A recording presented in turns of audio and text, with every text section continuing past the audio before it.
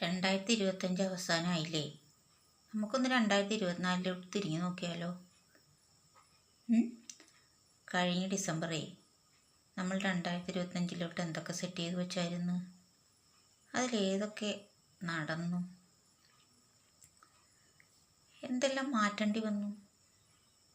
ഇനി എത്ര എണ്ണം ബാക്കിയുണ്ട് നടക്കാതെ? എന്തുകൊണ്ടാണ് നമ്മുടെ വിഷയമായിട്ടൊന്നും നടക്കാഞ്ഞത്? പക്ഷെ ഒന്ന് ആലോചിച്ച് നോക്കി, നടക്കാഞ്ഞത് കൊണ്ട് നമുക്ക് നല്ലതായിരുന്നോ? നടക്കാഞ്ഞത് ഹാപ്പി ആയിട്ട് വന്നു, അതോ നടന്നതായിരുന്നു ഹാപ്പി ആയത്?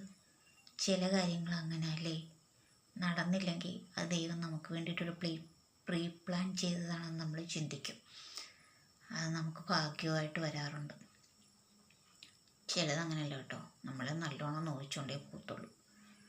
ഇതിലേതൊക്കെ കാര്യമാണ് നടന്നത്? നമുക്കൊരു പേപ്പറും പേനയും എടുത്തു, എന്നിട്ട് ജനുവരിയിലോട്ട് എഴുതി നോക്ക്. ജനുവരിയിലോട്ട് എന്തൊക്കെ കാര്യമാണ് സെറ്റ് ചെയ്ത് വച്ചിരുന്നത്? അതിൽ എത്ര എണ്ണം നടന്നിട്ടുണ്ട്? എന്താ മാറ്റി വെക്കേണ്ടി വന്നത്? നടന്നതിൻ്റെ ഇപ്പോഴത്തെ ബെനിഫിറ്റ് എന്താ എന്ന് ആലോചിച്ച് നോക്ക്. ജനുവരിയിൽ നടന്നത് നമുക്ക് നല്ലതായിരുന്നോ ഈ ഡിസംബർ ആയപ്പോൾ?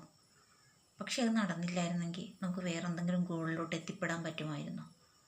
അങ്ങനെ ഓരോ മാസവും ചിന്തിച്ച് ഡിസംബറിലെത്തി വാ.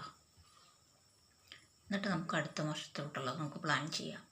പക്ഷെ അപ്പം നമ്മൾ ഒരു കാര്യം നമ്മൾ ചിന്തിക്കണം, കഴിഞ്ഞ വർഷത്തിൽ പോയി നമുക്കൊന്നും മാറ്റാൻ പറ്റിയില്ല. 2026 നമുക്ക് നേരത്തെ ഒന്നും പ്രെഡിക്റ്റ് ചെയ്യാൻ പറ്റിയില്ല. നമുക്ക് ആഗ്രഹിക്കാനേ പറ്റുള്ളൂ, നടക്കുമായിരിക്കാം. അതിന് വേണ്ടിയിട്ട് നമ്മളെല്ലാ കാര്യവും സെറ്റ് ചെയ്ത് വെക്കാൻ പറ്റും. ഇന്നുകൾ മാത്രമേ നമുക്ക് നമ്മുടെ കയ്യിലുള്ളൂ. നാളെ എന്നൊരു സംഭവം ഇല്ല, ഉറപ്പിക്കാൻ പറ്റില്ല. അത് നമുക്ക് ദൈവം തന്നെങ്കിലേ ഉള്ളൂ. അപ്പോൾ ഇന്ന് കിട്ടിയ ഓരോ നല്ല കാര്യത്തിനും ആദ്യം നന്ദി പറയുക. ഒരു പ്രാവശ്യം നമ്മൾ നന്ദി പറഞ്ഞാൽ ഒരുപാട് പ്രാവശ്യം നന്ദി പറയാനുള്ള ഭാഗ്യം യൂണിവേഴ്സ് നമുക്ക് ഇട്ട് തരും. അനുഭവം കൊണ്ട് പഠിച്ചതാട്ടോ, അതുകൊണ്ടാണ് പറയുന്നത്. നല്ലൊരു 2026 ഉണ്ടാവട്ടെ എന്ന് ഞാൻ നേരത്തെ തന്നെ ആശംസിക്കുന്നു.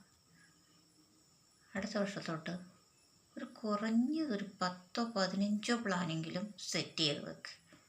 അതിൽ നമുക്ക് ആവശ്യം, അത്യാവശ്യം, അനാവശ്യം, അങ്ങനെ 3 കാറ്റഗറി തിരിക്കണം.